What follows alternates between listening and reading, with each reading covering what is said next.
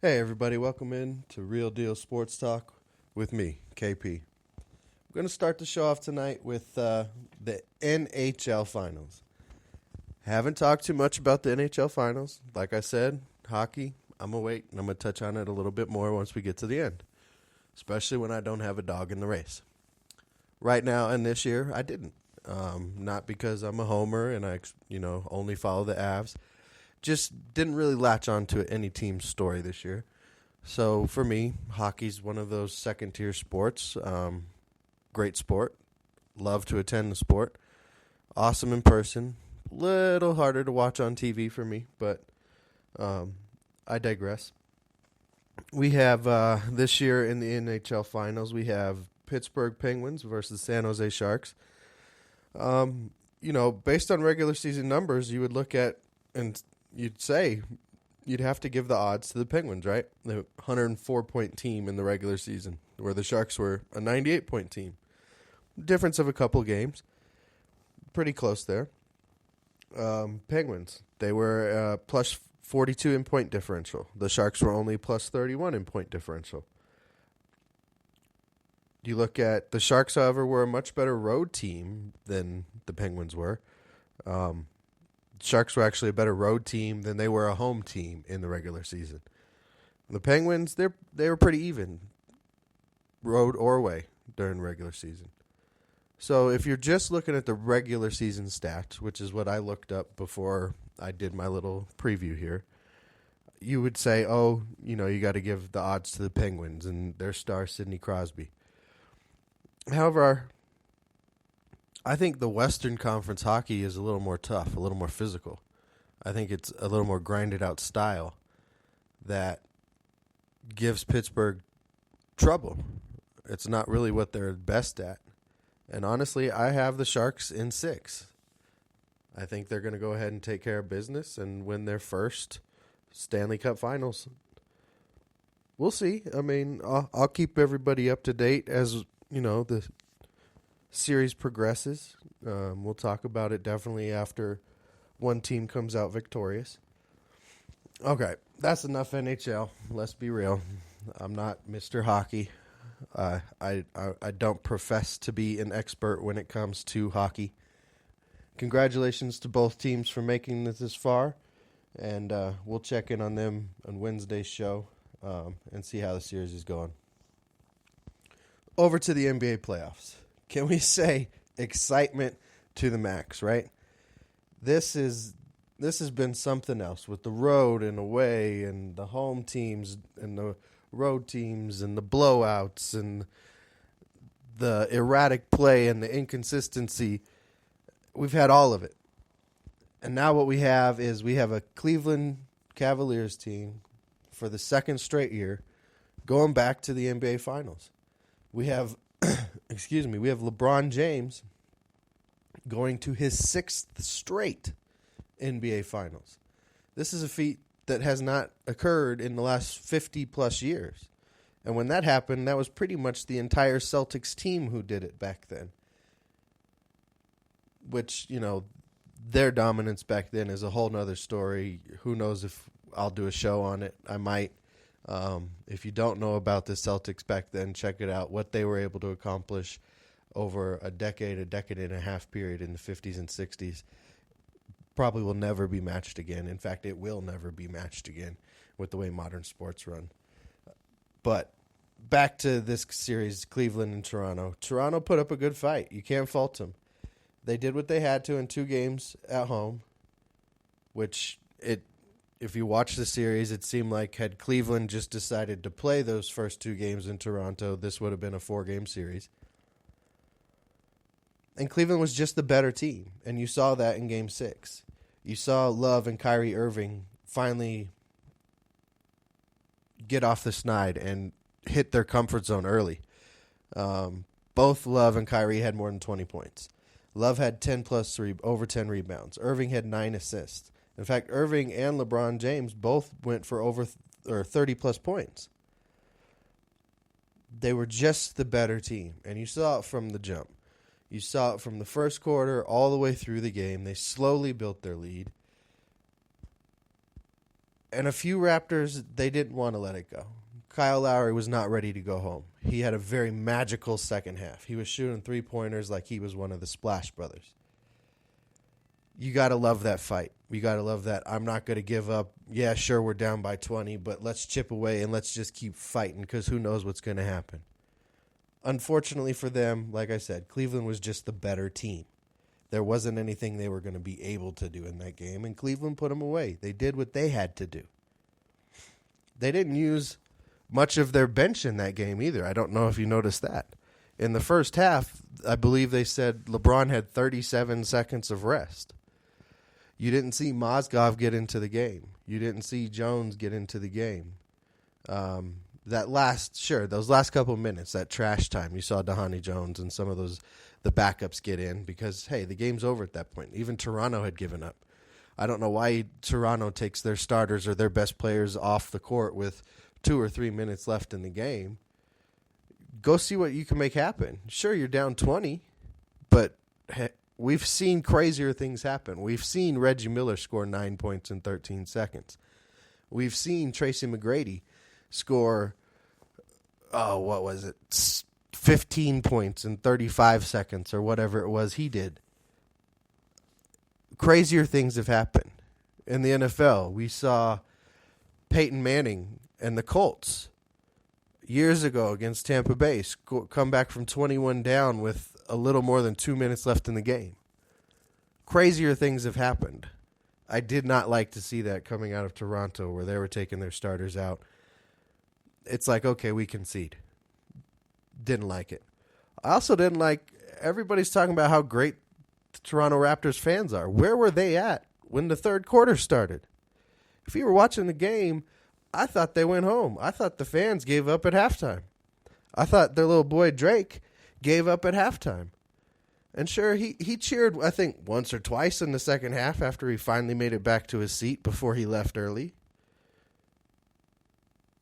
But there was no support coming from him. If he can't talk smack in somebody's ear, apparently he doesn't have anything to do with the game.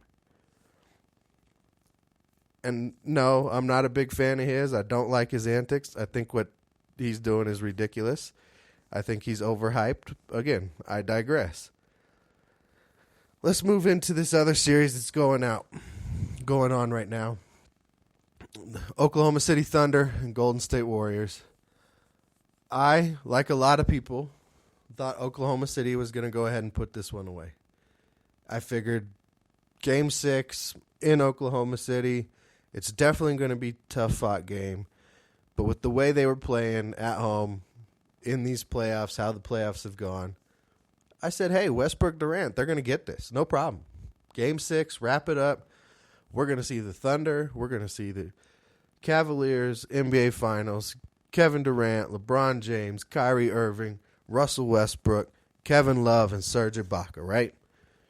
It's going to be star-studded NBA, just dream marketing. But what does Golden State do? They go out, and the Splash Brothers, Curry goes out, puts up 31 points, and Klay Thompson says, no, don't be forgetting on me now. And he puts up 41 points. In that 41 points, he puts up a playoff record, 11 three-pointers in that game. Are they going to get that in Game 7? Probably not. You can't count on that. They're going to have to come out and do something different. You saw a little bit the return of Draymond Green in Game 6. Put up 9 boards, 12 points. They're going to need a lot more out of him in Game 7. And sure, they're in their home court. They're back up playing at home amongst their people, their fans. So maybe we'll get that extra 100% that I referred to in a previous show where all of a sudden your 100% is something different at home. You saw in that game Golden State not want to go home.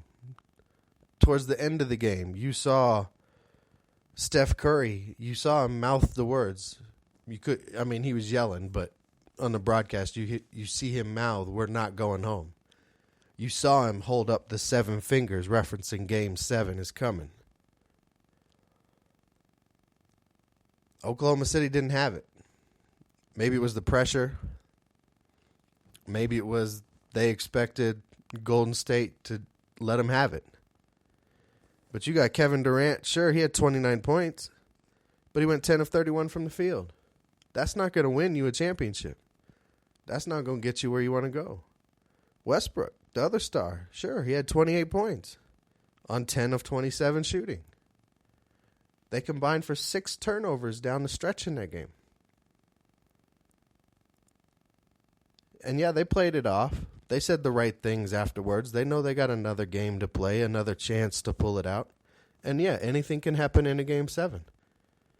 We could see the Thunder come out and win a road game again and blow them out. Personally, I think it's going to be very hard for them. I think now they got ghosts in the back of their head. Now they got thoughts that weren't there the whole series, that haven't been there in this playoffs. And they're going to have to overcome that. Billy Donovan's going to have to do a heck of a job coaching to get that done right for them to pull it out in Golden State. So Game 7's tomorrow night to wrap up Memorial Day weekend for all of you out there with loved ones who have passed, fighting for the rights we hold so dear. I hope you're having a great weekend. Respect to them, respect to you and yours. Keys to the win, I kind of hit on already. Oklahoma City, they're stars. They need to be better than they were. They can't have those turnovers. They can't have those shooting numbers. They need to both be shooting closer to 50% if they're going to have a chance. For Golden State, we need to see more Draymond Green. He needs to have almost one of those triple-double type, I am dominating the paint, get out of my house type of nights. If those things happen for either one of those teams, it's going to be a good night for them. If it doesn't, it could be a long night. However, either way, it's going to be a great game. I hope it's close. I hope it's not some weird blowout, unless some records are being broken, because that's always fun. Otherwise, I would love to see just a hard-fought, highly contested, great basketball game, Game 7, to go against Cleveland for the championship, starting on, next Thursday. So, let's see what we can do tomorrow night. Everybody tune in. Game's on TNT. I believe right around 7 o'clock is tip-off. Excuse me.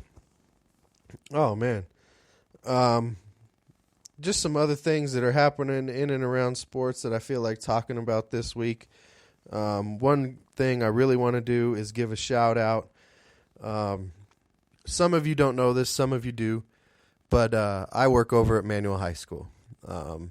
I'm head of technology over there, and I help produce their radio show that they're doing there at the school. Thunderbolt Weekly with Carmen and Rigo was the name of the show this year. 2 freshman hosts. They did a great job. You could hear them grow throughout their shows.